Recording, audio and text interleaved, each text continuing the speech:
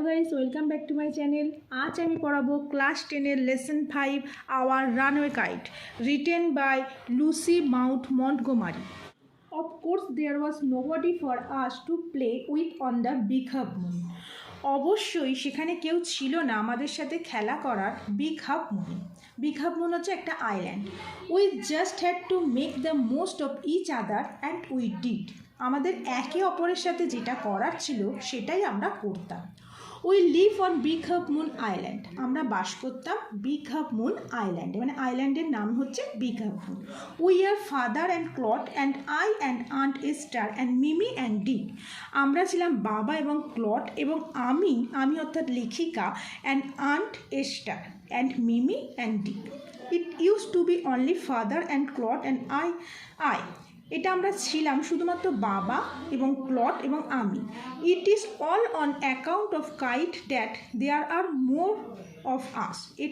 এটা সমস্তই ছিল একটা ঘুড়ির কারণে, দেয়ার আর মোর অফ আস, সেখানে আমাদের সাথে আরও অনেকেই ছিল।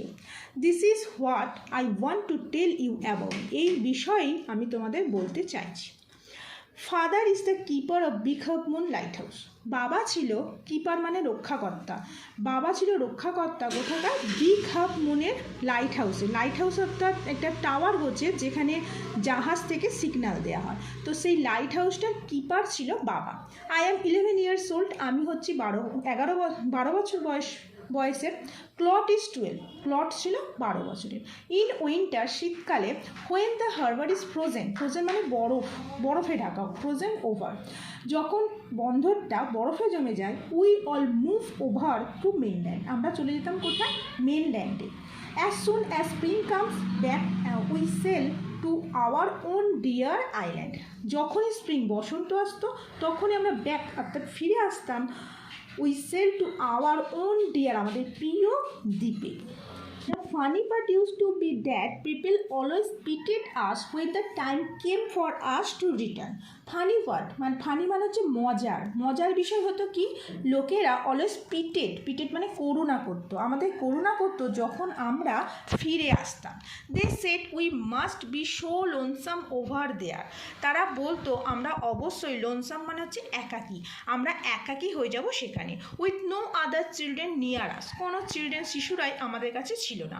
Of course Clot and I would have like to have someone to play with us. অবশ্যই ক্লট এবং আমার কেউ খেলার সাথে ছিল না। It is hard to run pirate caves and things like that with only two. এটা খুবই কঠিন খেলা ছিল। পিরিয়ড কেপস হচ্ছে একটা খেলা, মানে লুকোচুরি জাতীয় খেলা। তো এই লুকোচুরি জাতীয় খেলাটা এখানে খেলার মতন কেউ ছিল না। But we use to quarrel a good deal with the mainland children in winter. কিন্তু আমরা ঝগড়া করতাম মেনল্যান্ডে শিশুদের সাথে শীতকালে। So it was perhaps just as well that there was none of them on the Big Half Moon. সুতরাং এটাই ভালো ছিল, আমাদের বিগ হাফ মুনে কেউ ছিল না, সঙ্গী সাথী ছিল না ঝগড়া করা। Clot and I never quarrelled. Clot আর আমি কখনোই ঝগড়া করতাম না। টু বি শিওর, নিশ্চিত, father did not seem to have any relation except us. এটা নিশ্চিত যে বাবার কোনো আত্মীয় ছিল না, রিলেশন মানে সম্পর্ক বা আত্মীয় ছিল না, এক্সেপ্ট মানে ছাড়া, আমাদের ছাড়া। This use to puzzle Clot and me. এটা আমাকে এবং ক্লটকে পাজেল করতো। পাজেল মানে হচ্ছে হতভম্ব।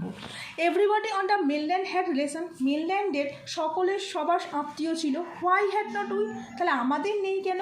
ওয়াজ it because we live on an island? এটার কারণ আমরা দ্বীপে বাস করি। We thought it would be so jolly to have an uncle and aunt and some cousins. এটা মনে হতো যেটা খুব ভালো হতো যদি আমাদের সাথে থাকতো কাকা কাকিমা এবং কিছু কাজিনস মানে ভাই বোন।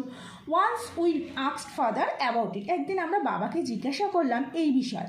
But he looked so sorrowful that we wished we have not.